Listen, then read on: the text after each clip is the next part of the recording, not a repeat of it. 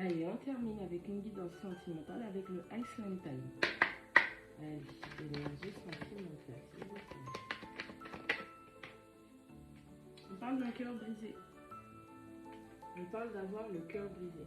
On parle d'une séparation. Ça vous a fait profondément souffrir le fait que cette personne, ou même vous, même si c'est vous qui êtes à l'origine de cette rupture, on dit que ça vous a profondément blessé de devoir vous séparer, de quitter cette relation, cette situation. Cette personne avec laquelle vous pensiez que vous auriez eu un engagement. Vous étiez dans un partenariat. Vous aviez vraiment l'impression de vous compléter l'un et l'autre, d'être l'équipe parfaite, le match parfait. On a vraiment cette grande tristesse et douleur qui vient justement du fait que vous avez idéalisé votre partenaire. On a la faucheuse. On a la faucheuse qui dit que la relation est terminée et qu'il n'y a pas de seconde chance. Je pense que c'est vous. Vous avez dû vous convaincre et comprendre et accepter que là c'était fini. C'était la fin et qu'il fallait que vous passiez à autre chose. Et comment faire pour grandir et transformer sa vie quand on est resté bloqué sur le potentiel du partenaire. Ok? Allez, quelles sont les énergies? On a des gens qui... vous ressassez énormément la relation avec cette personne, ce que vous avez partagé, ce que vous avez fait, ce qui a été dit, que ce soit en début ou en fin, les promesses potentiellement, les rêves que vous avez partagés, les discussions que vous avez eues. On a quelqu'un qui tourne ça en boucle dans sa tête. On a quelqu'un qui est prise, vraiment, qui est bloqué par rapport à ce qui s'est passé avec son autre. On a quelqu'un qui a du mal à aller de l'avant. On dit que cette personne ne vous montrait pas tout son jeu. On a quelqu'un qui cachait des informations. Allez, avec le miroir. Cette personne était assez égoïste, elle était assez narcissique. On a une personne qui... C'était une relation unilatérale, d'accord? On a vraiment une personne qui donnait son maximum et on a l'autre qui était en mode mais lazy comme pas possible. On a quelqu'un qui s'est donné à fond, on a quelqu'un, d'où le fait d'avoir le cœur brisé, on en souffre plus que l'autre. On a quelqu'un qui s'est vraiment investi, puis on a l'autre personne qui au départ, quand la relation a commencé, c'était du love bombing, peut-être des cadeaux, peut-être des mots d'amour, de l'affection démontrée pour vous faire comprendre, ressentir que cette personne est heureuse de vous avoir dans votre vie. C'est comme si elle avait l'impression que vous cherchiez à travers plein d'autres personnes, d'accord? On a vraiment cette vision du...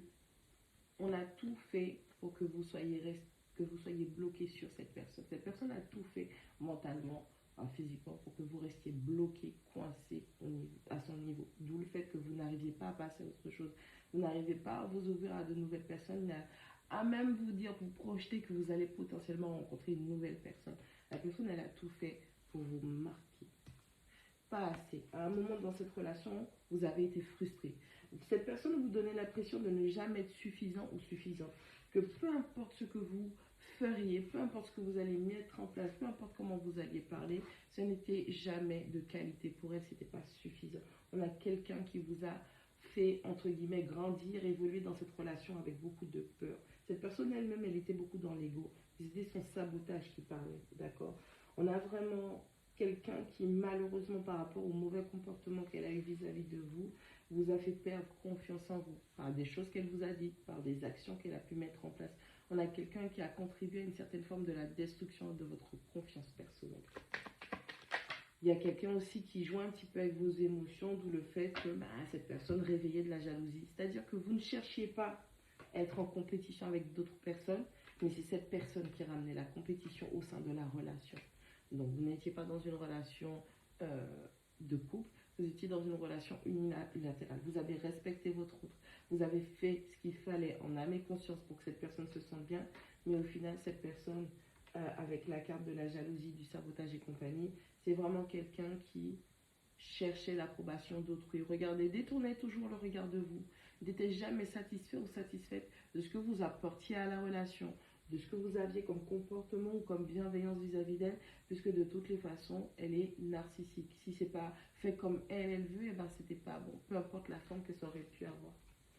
On a la carte du pas aujourd'hui. On a une personne par moment, vous aviez envie d'avoir des conversations pour essayer de discuter avec elle de ce que vous ressentiez, ce qui n'engage que vous. Et cette personne, c'est quelqu'un qui avortait les conversations.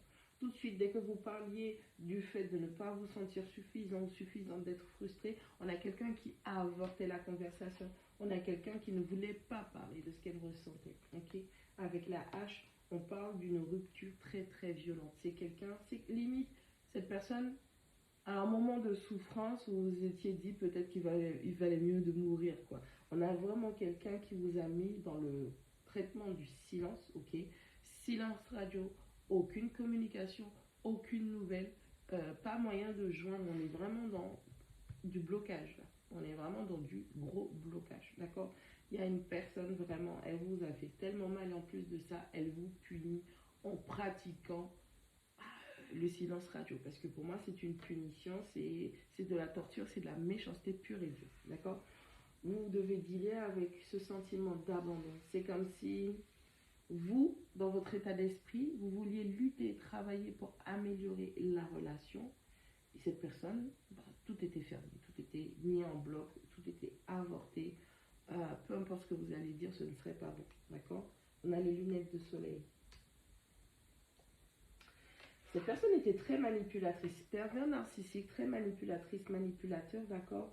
On a du love bombing, on a du nombrilisme, on a du gaslighting, on a du stalking. On a une personne qui ne communique pas avec vous, mais cette personne ne peut s'empêcher d'essayer de checker votre évolution, peut-être à travers vos réseaux sociaux, voir vos stories, voir vos photos. On a vraiment quelqu'un qui cherche, alors de manière détournée, cachée, on a vraiment quelqu'un qui cherche à savoir ce qui se passe dans votre vie, pour savoir si vous avez réussi à passer à autre chose malgré le fait qu'elle vous ait fait du love bombing.